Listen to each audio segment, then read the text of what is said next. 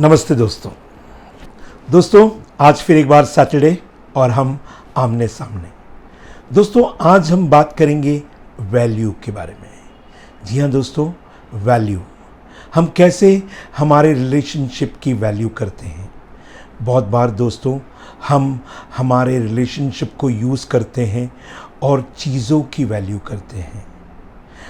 Actually हमने चीज़ों को यूज़ करना चाहिए और रिलेशनशिप की वैल्यू करना चाहिए। दोस्तों इसी के आधार पर हम आज बात करेंगे, पर उसके पहले अगर आपने मेरे चैनल को सब्सक्राइब नहीं किया है तो सब्सक्राइब कर लीजिए, और अगर मेरा वीडियो अच्छा लगे तो वीडियो के अंत में आप लाइक ज़रूर कीजिए, और अगर कुछ भी मुझसे कहना चाहें तो आप कमेंट में जाके मुझसे कुछ कह सकते हैं।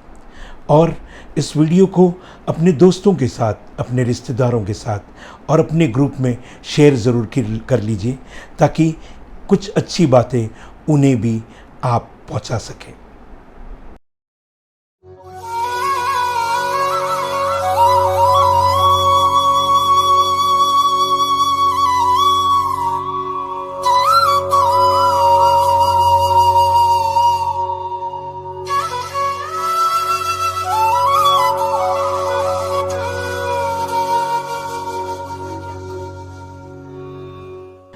आइए दोस्तों, आज हम बात करते हैं वैल्यू के बारे में। किस तरह हम हमारे रिलेशन की वैल्यू नहीं करते, हम पॉसेसिव हो जाते हैं चीज़ों को लेकर और हमारे रिलेशनशिप को यूज़ करते हैं, बल्कि एक्चुअली हमने चीज़ों को यूज़ करना चाहिए।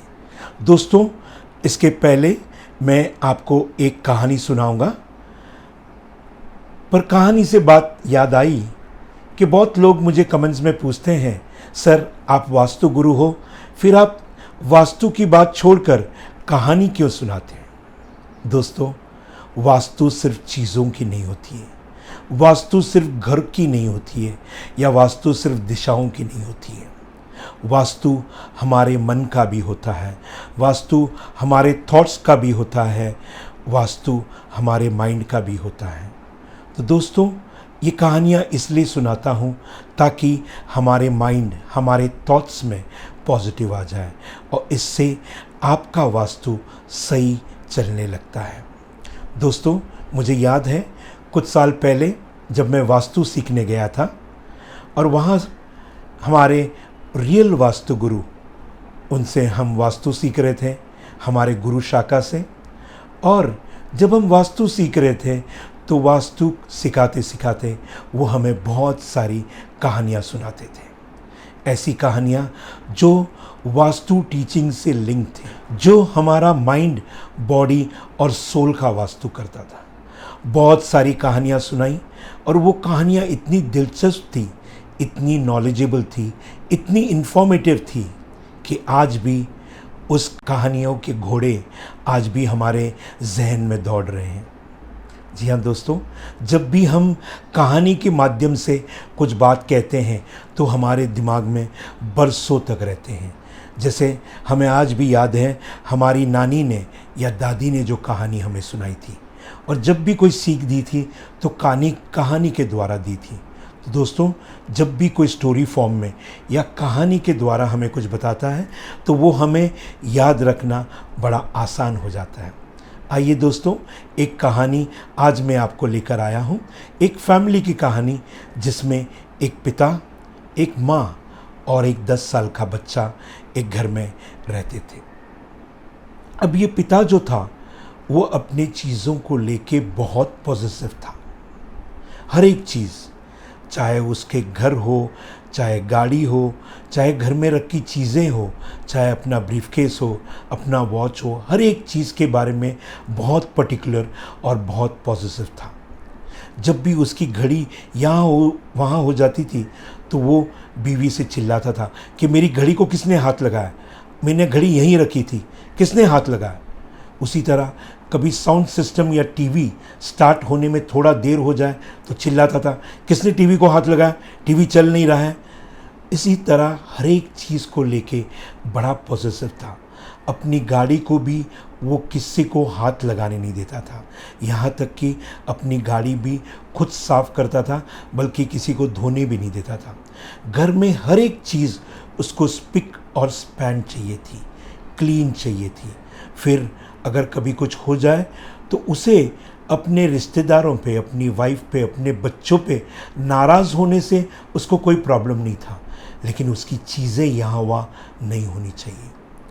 दोस्तों, एक बार जब वो ऑफिस से घर लौट रहा था तो जैसे ही कंपाउंड में आ गया तो उसने देखा कि उसकी गाड़ी पे कुछ स्क्रैचेस हैं। तो वो देखते ही गुस्सा हो गया, तिलमिला उठ गया। घर पे आते ही चिल्लाया कि मेरी गाड़ी को स्क्रैच किसने किया, किसने हाथ लगाया मेरी गाड़ी को। उनकी वाइफ चुप थी, उनका बच्चा भी चुप था। वाइफ को पूछा उसने, मुझे बताओ किसने किया, किसने स्क्रैच किया मेरी गाड़ी को। बीवी कुछ नहीं बोली। बच्चे को पकड़ के, कॉलर को पकड़ के पूछा उसने, किसने, तूने गाड़ी को हाथ लगाया, तूने स्क्रैच किया मेरी गाड़ी को। बच्चा डर डर के बोला, हाँ पापा, मैंने स्क्रैच किया। जैसे ही ये बच्चे ने ये बात कही, पिता ने उसको 2-4 थप्पड़ लगा दिए, बहुत मारा उसको। बच्चा रोता रहा, चिल्लाते रहा, किस हाथ से स्क्रैचेस किए तूने। और वो उसी हाथ को पकड़ के पिता ने उस बच्चे का हाथ मरोड़ दिया। बच्चा जोर जोर से रो रहा था, चिल्ला रहा था। अब माँ बीच में आई। माँ ने पति से कहा, क्या कर रहे हो तुम, बच्चा है वो, 10 साल का बच्चा है, आपने उसका हाथ मरोड़ दिया, क्या उसे दर्द नहीं होता है? क्या आपको आपकी गाड़ी प्यारी है, बच्चे का कुछ नहीं है, आप सोचते भी नहीं हो? ऐसे करके वो बच्चे को अंदर लेके गई। बच्चा जोर जोर से रो रहा था। उसने फिर बच्चे को लेकर सीधा अस्पताल गई, और जैसे ही अस्पताल में डॉक्टर को दिखाया तो डॉक्टर ने हाथ चेक करके कहा कि आपके बच्चे के हाथ में फ्रैक्चर है। माँ को बहुत गुस्सा आया कि कैसा पति है मेरा, मेरे छोटे बच्चे की जान ले ली, उसका हाथ मरोड़ लिया, और बेचारी रोने लगी। फिर डॉक्टर ने उस बच्चे के हाथ को प्लास्टर बांधा, कुछ दवाइयाँ दी। फिर माँ उस बच्चे को लेकर घर आई।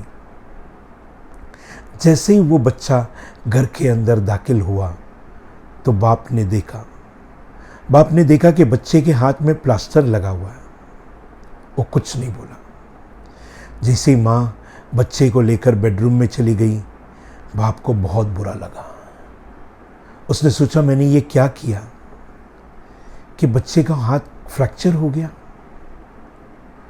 वो बच्चे से मिलने गया तो बच्चे ने बाप को देखा, और बच्चा बाप को पूछने लगा, डैडी, मेरा हाथ ठीक तो हो जाएगा ना? बाप से कंट्रोल नहीं हुआ, वो बहुत रोया। बाहर आके जोर जोर से रोने लगा, अपना सर पटकने लगा कि ये मैंने क्या किया, मैंने मेरे बच्चे का हाथ मरोड़ दिया।